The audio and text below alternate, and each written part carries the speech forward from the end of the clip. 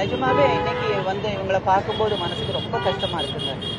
நான் இன்னும் கொஞ்சம் சீக்கிரமா நான் வந்திருக்கணும். ஊரில் இல்லாதனால தான் என்னால் வர முடியல. அதுக்காக உங்ககிட்ட எல்லாருக்கிட்டையும் முதல்ல நான் மன்னிப்பு கேட்டுக்கிறேன். நீங்க வந்துட்டு ரொம்ப பெரிய விஷயம். ரொம்ப கஷ்டமா இருக்கு.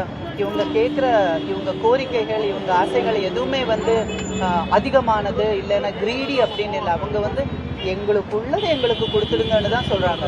எங்களுக்கு நீங்க ஜாஸ்தி பண்ணி கொடுங்க, நீங்க எங்களுக்கு அதை பண்ணி கொடுங்க, இதை பண்ணி கொடுங்கன்னு எதுவுமே அவங்க கேட்கல.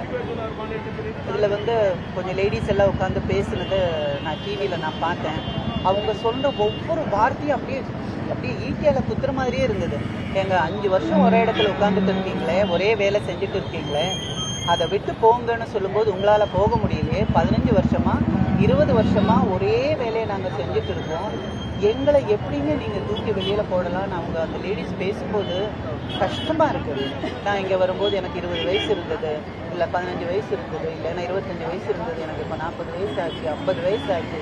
இதை நம்பித்தானே எங்க வாழ்க்கை போயிட்டு இருக்கு. இதை நம்பித்தானே என்னோட ஹஸ்பண்ட், என்னோட அப்பா அம்மா, என்னோட குழந்தைகள் அப்படின்னு சொல்லி ஒவ்வொருத்தரும் பேசும்போது ரொம்ப கஷ்டமா இருந்தது. அதுல ஒரு அம்மா ஒரு மீடியா அலங்க வரும்போது கீழே விழுந்து அழுறதை பார்க்கும்போது அப்படியே ஒரு மாதிரி ஆயிடுச்சு. என்னோட அம்மா அப்படி இன்னொருத்தர் காலில் விழுந்து அழுத எனக்கு எப்படி ஃபீல் ஆயிடுச்சோ அந்த மாதிரி நான் ஃபீல் ஆனேன். ஒரு அம்மா பேசும்போது எப்படி என்ன நாங்கள் செத்தாலும் சாவங்களுக்கு அப்படின்னு சாவை பற்றிலாம் அவங்க பேசுகிற அளவுக்கு ஒரு மன வருத்தத்தை இந்த இது அவங்களுக்கு கொடுக்குறது ரொம்ப கஷ்டமாக இருக்குது. தயவு செஞ்சு அவங்க கேட்குறத நான் எந்த அரசியல் சார்பிலும் நான் இங்கே பேச வரல. என்னோட உள்ளத்திலிருந்து இவங்களை பார்த்து இவங்க பண்ற வேதனை, அவங்க கேட்குற விஷயம் உண்மையானது சரியானதுன்னு ஃபீல் பண்றதுனால நான் இங்க வந்திருக்கேன். ஆனா ஒரு விஷயம், இந்த டைம்ல மக்கள் திலகத்தையும் புரட்சி தலைவரையும் புரட்சி தலைவியும் நான் ரொம்ப மிஸ் பண்றேன். அவங்க இருந்திருந்தா இப்படி ஒரு விஷயமே நடந்திருக்காது, எப்பவோ சோல்வ் ஆயிருக்கும்னு நான் ஃபீல் பண்றேன். பட் சரி பரவாயில்ல, அவங்க கடவுள்கிட்ட இருக்கிறாங்க. பட் இருந்தாலும் இவங்க கேட்குற இந்த கோரிக்கையை தயவு செஞ்சு பாருங்க. 12 நாள் ஆச்சு அவங்க நான் ஒரு 20 நிமிஷம் உட்காந்துட்டு எழுந்திரிக்கும் போது என்னால் எழுந்திரிக்க முடியல. கால் அப்படியே மறந்து போச்சு. 12 நாளா உட்காந்துட்டு இருக்காங்க. டே நைட் வெயில் எதுவுமே பார்க்காம. நைட்ல ஏதாவது கடிச்சா கூட அவங்களுக்கு எது கடிச்சது, எங்க ஹாஸ்பிட்டல் எடுத்துட்டு போறதுன்னு கூட அவங்களுக்கு தெரியாது. அவங்களுக்கு ஒவ்வொருத்தருக்கும் ஒவ்வொரு மெடிக்கல் கண்டிஷன் இருக்கும். உடம்பு சுகம் இல்லாதவங்க இருப்பாங்க, கரெக்ட் டைமுக்கு மாத்திரை சாப்பிடாம கீழே தலை சுத்தி போறவங்க இருப்பாங்க. அப்படி ஏதாவது நடந்துருச்சுன்னா அவங்க ஃபேமிலிக்கு தான் அவங்க இல்லாம போறாங்க. பழி வாங்குறதுக்கோ நீங்க அப்படி செஞ்சா நாங்க இப்படி செய்வோம், நீங்க இப்படி போனா நாங்க அப்படி பண்ணுவோம் அப்படின்னு பேசுற டைம் இல்லை.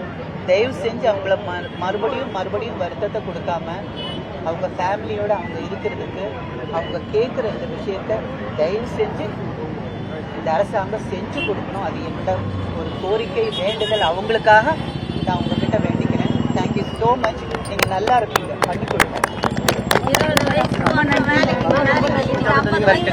தெரியுதுப்பா. 20 வயசு சேர்ந்தோம் இந்த வேலைக்கு. இன்னைக்கு 50 வயசு ஆகுது.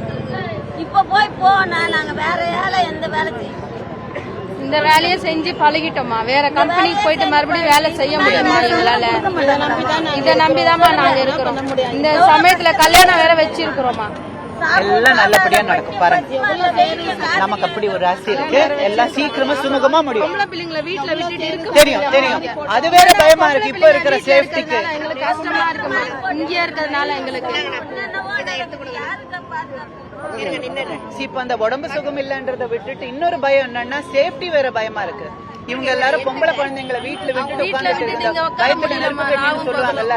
ஏன்னா இப்ப நல்ல விஷயங்களா நடந்துட்டு இருக்கு, யாராலையும் வெளியில போக முடியல. அந்த அளவுக்கு சேஃப்டி ரொம்ப மோசமா இருக்கு. அப்படி இருக்கும்போது நோயை பயப்படணும், வேலையை பயப்படணும், கிரைம பயப்படணும். நிம்மதியா அவங்களால இங்க இருக்க முடியுதா சொல்லுங்க? வீட்டுல பெண் குழந்தை இருக்கு, வீட்டுல சின்ன குழந்தை இருக்கு, வீடு லாக் பண்ணலையே, குழந்தை டோரை திறந்திருந்தா வெளியில போயிடுச்சுன்னா அது மிஸ் ஆயிடுமா? இதெல்லாம் நிறைய விஷயங்கள் அவங்களுக்கு வருத்தப்பட வேண்டியதா இருக்கு. தயவு செஞ்சு நிம்மதியே இல்லாம இருக்கிற அவங்க லைஃபுக்கு ஒரு பாசிட்டிவான ஒரு ரிசல்ட்டை கொடுக்கணும்னு என்னோட ஆசை.